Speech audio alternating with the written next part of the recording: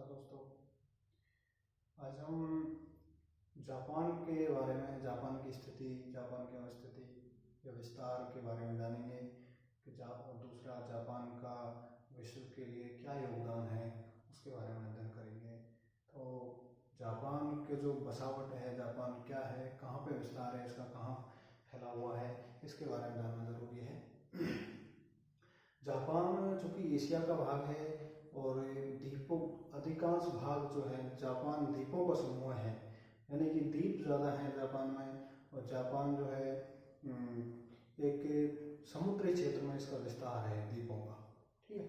इसका स्थलीय भाग से कटाव रखता है। इसके चारों ओर जो है जल ही जल है, तभी इसको द्वीप कहा जा रहा है। क्योंकि जापान एक बृहद द्वीप है या द्वीपों का समूह कह सकते हैं इसको, द्वीपों का समूह है। इसका जो विस्तार है वो प्रशांत महासागर में पाया जाता है और ये रूस और चीन के पूर्वी भाग में इनका विस्तार है जापान का। जो जापान है, जापान का विस्तार वैसे तो ये उत्तरी अक्षांश में स्थित है। उत्तरी अक्षांश में 35 डिग्री से 35 डिग्री उत्तरी अक्षांश से 45 डिग्री उत्तरी अक्षांश तक इसका विस्तार पाया जाता है। जैसे कि आप देख रहे हो यहाँ 35 डिग्री से 45 डिग्री तक इसका विस्तार है, उत्तरी अक्षांशों में विस्तृत है। और जो पूर्वी देशांतरीय जो विस्तार है, वो देशांतरीय विस्तार यहाँ से स्टार्ट होकर के यहाँ पर जाएगा। तो देशांतरीय विस्तार इसका मिलता है 129 मिनट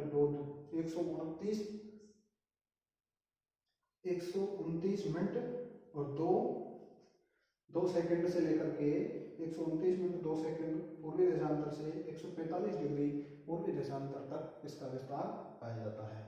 यदि यूं कहें दक्षिण में तो 35 से और उत्तर में 45 डिग्री, दक्षिण में 35 डिग्री से लेकर के उत्तरी अक्षांश से लेकर के उत्तर में 45 डिग्री उत्तरी अक्षांश तक, और पश्चिम में 129 डिग्री 2 मिनट से लेकर के 145 डिग्री 145 डिग्री पूर्वी देशांतर। देशांतरों की बात करें तो ये है देशांतर 129 से 145, और अक्षांशों की बात करें तो 35 से 45 के बीच में इसका विस्तार पाया जाता है।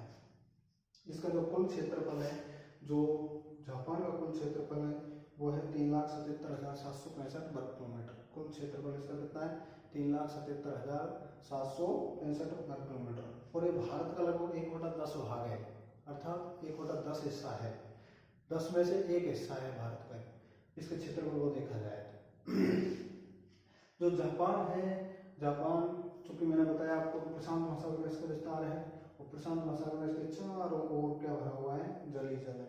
इसके चारों ओर यहाँ पर देखें आप तो जापान सागर है, यहाँ पर प्रशांत महासागर है, यहाँ पर पीला सागर है, यानी कि सागर ही है। ये यहाँ पर चीन है, ये यहाँ रूस है, इनके पूर्वी भाग में स्थित है ना, पूर्वी भाग में प्रशांत महासागर में स्थित है। और इसकी जो स्थिति है वो इस तरह की है कि इसके पास 4 द्वीप है जापान के पास। जापान का जो मुख्य भाग है, मुख्य भौतिक भाग है, वो चार द्वीपों में बटा हुआ है। 4 द्वीप कौन कौन से हैं? क्यूशू, शिकागो, होन्शु और होक्काइडो। ये नाम आपको याद रखना है, क्यूशू, शिकागो, होन्शु और होक्काइडो। लेकिन इनको चारों द्वीपों को अगर देखा जाए तो सबसे बड़ा जो द्वीप है, सबसे महत्वपूर्ण जो द्वीप है, वो है जापान का होन्शु। कौन सा? होन्शु। ये द्वीप क्षेत्रफल में भी बड़ा है और खनिजों की दृष्टि से या भौगोलिक दृष्टि से भी बहुत ज़्यादा महत्व रखता है। जापान के विकास का महत्वपूर्ण अड्डा है। इसकी जो राजधानी है टोक्यो, वो भी यहीं पर स्थित है। होन्शु द्वीप में ही टोक्यो राजधानी यहाँ तट पर स्थित है। दूसरा नंबर आ जाता है होक्काइडो का। पहला होन्शु, सबसे ज़्यादा क्षेत्रफल विस्तार, दूसरा होक्काइडो का, तीसरा नंबर है क्यूशू का, चौथा नंबर है शिकागो का। अर्थात सबसे छोटा द्वीप अगर आपसे पूछे कोई जापान का कौन सा है, तो वो आएगा आपका शिकागो, ठीक है। चौथा नंबर शिकागो सबसे छोटा है, सबसे बड़ा कौन सा है? होन्शु। होन्शु के अंदर ही इसकी राजधानी है टोक्यो, वो स्थित है। होन्शु द्वीप के अंदर ही बड़े बड़े केहिन प्रदेश है, नगोया है, केहिन है, या फिर कहीं फ्यूजियामा पर्वतीय क्षेत्र है। ये महत्वपूर्ण, चाहे वो मैदान हो, पहाड़ी क्षेत्र हो, ये सब इस द्वीप में अधिकांशतः मिलते हैं।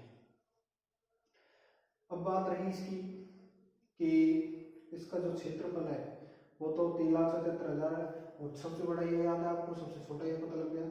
इसके बाद आ जाती है जो जापान है, इसे पूर्व का ब्रिटेन कहा जाता है, क्योंकि ये विकसित देश है, और विकसित देश है। यहाँ की लगभग 15% 16% जो भाग है वो मैदानी है, और 75% जो भाग है वो पर्वतीय है।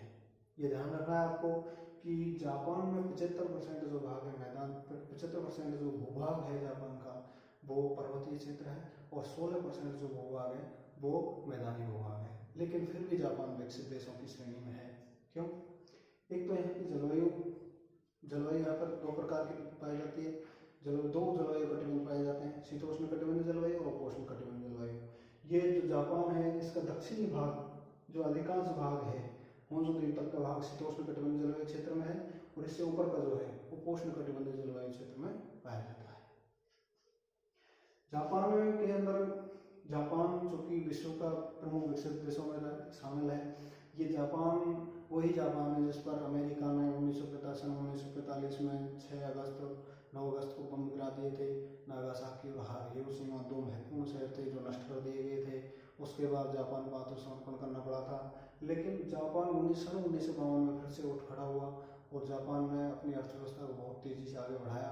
आज विश्व तकनीकी की दृष्टि से देखा जाए तो जापान विश्व में अच्छी तकनीक रखता है, विकसित देशों की श्रेणी में इसका नाम है। जापान की स्थिति आप देख ही रहे हो, लेकिन जापान के जो कैसे देखें अपन, यहाँ पर 2-3 जल संधियाँ भी आपको याद रखनी है।